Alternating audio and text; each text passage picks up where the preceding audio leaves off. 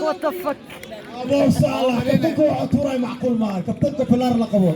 كابتنكو waxaa leeyahay geemka falaar la qabo abo Saalax istil geemka moraal leeyahay ku socda guys geemka labi kulan wanaagsan oo xiiso leh daawadayaasha qiimaha iyo qadarinta mudane bartan ku xiran daawadayaal muuqaalkeena oo sida hordhacaba aad ku aragteen aynu kaga hadlayna maanta ciyaar adag oo shalay galab oo jimco ahayd ku dhex martay magaalada Nairobi caasimadda Kenya laba kooxood oo ka kala socotay magaalada Nairobi iyo magaalada Muqdisho haddaba ciyaartani oo ay ka soo qayb galeen dhalinta reer Muqdisho ee waliba caanka ka baraha bulshada iyo dhalintan magaalada Nairobi oo ciyaarta lagu qabanayay haddaba ciyaartani oo ka dhaceysay Jericho Stadium ee ku yaalo magaalada Nairobi ee caasimadda Kenya ayaa ku soo dhamaatay 3-2 walow reer Muqdisho laga diiday goolkii saddexaad ay ku soo barbareyn lahaayeen kooxda reer Nairobi haddaba ciyaarta oo reer Nairobi ay ku bilaabeen si dardar ku socoto walibana 30 daqiiqo ee ugu horeysay ay dhaliyeen saddexdoodii gool ee ugu horeysay walina reer Muqdisho ay taagnaayeen 0-3 ayaa half time-kii marka uu dhamaaday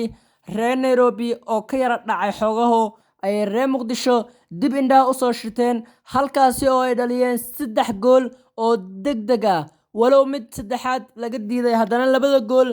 ayaa waxay u dhaliyeen si waliba xamaasad iyo xiisaheeda wadata walow Captain Bara oo u dheelayay dhalinta reer Muqdisho halkaasi oo uu dhawaan ka yimid uuna matalayay ayaa cunay ilaa 3 gool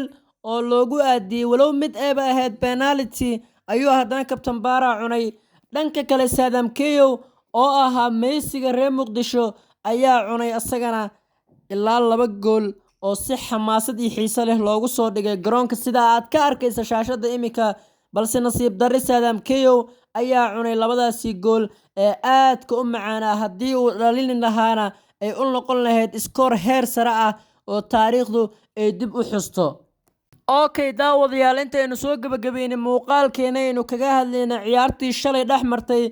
labada kooxood ee ciyaarta friendship-ka ee kala matalaya magaalada Muqdisho iyo magaalada Nairobi ayaan daawada ka codsanayaa inaad channelka subscribe dhaato gambaleelkana furato si aad uga mid noqoto daawadayaasheena qiimaha iyo qadarinta mudan ee halkan ku xiran muuqaalada xiisaha leh aynu soo gudbinana sida degdega ah ula socdo okay ugu dambeyntii muuqaalkeeni caawa aynu kaga hadlaynay ayaa ku soo gabagaboobay kaabkii xiisaha u yeelay ciyaarta ee ahaa kaabkii guusha kaasi oo ay la hoydeen reer Nairobi oo yiri mukulaal mininkeeda joogto miciyo libaax leh gurigooda ayaa loogu yimid kaabkiina sidan ayuu ahaa dareenkooda markay qaadayeen